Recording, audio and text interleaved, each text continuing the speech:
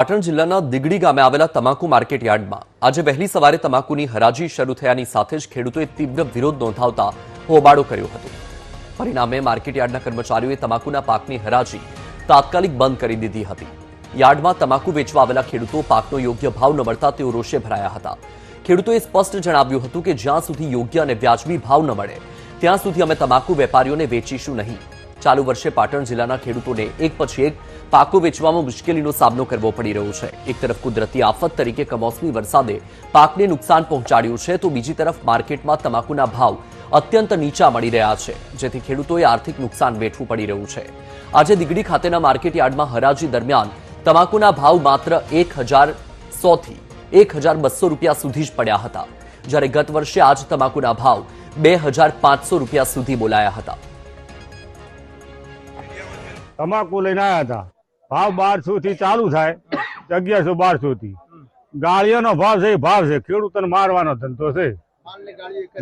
માલ ને ગાળીઓ બે કેમ કર્યો તો? ઉબાળો એ માટે કે ભાવ આલો પૂરતો, નકે બંધ કરો કહો તો પછી અમે ઘેર લઈ જઈએ। હરાજી ચાલુ રાખી હતી? હરાજી ના બંધ કરી, પછી બંધ કરી, પેલા ચાલુ હતી, ચાલુ બરોબર અમારા આવ્યું ગાળા બંધ કરી।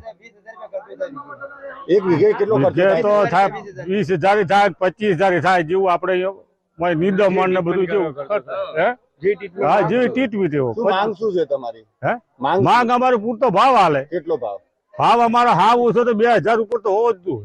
તમે કેમ વિરોધ કર્યો? અમે પાયકણ આયા તો બધા તમાકુ લઈને આવ્યા હતા, તો ભાવ જ્યારે શરૂઆત 1100 થી અમને ચાલુ કર્યું, બરોબર। 2 દિવસ પહેલા ભાવ 2-15 દિવસે વધારે સારા હતા, બરોબર।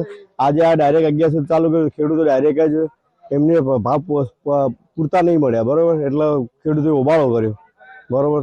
તો સરકારે કોઈક ટેકા ભાવ જાહેર કરે તો અમને વધારે પોસાય, નકર કોઈ પોસાય એવું લાગતું નહીં। આ ભાવે તો અમે પડતરે નહીં આવતી, ચોથા ભાગ ભાજ્યા નથી, ખેડૂતને તો કશું મળતું જ નહીં। હું અત્યારેના જે હાલની પરિસ્થિતિ પ્રમાણે જે માલની જે ભાવ થાય છે એ બિલકુલ પોસાય એમ નથી, કારણ કે અત્યારથી 1100 થી મોડીને 2000ની અંદર ભાવ ચાલે છે।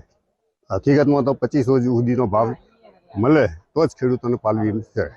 એક વીઘા દીઠ ઓછામાં ઓછું 25,000 થી 27,000 રૂપિયા જેવું ખર્ચ લાગે છે। એમાં ભાગ્યાનો ભાગ આપવાનો, પાણી, દવા, દારૂ, હાથ એ બધું જે છે એનો ખર્ચો 27,000 રૂપિયા જેવું પહોંચે છે। ખરેખર સરકારની આ નીતિ એકદમ બેકાર છે। એમાં 2500 સુધીનો ભાવ, 2,000 થી 2500 સુધીનો ભાવ આપે તો જ ખેડૂતોને પોસાય એમ છે।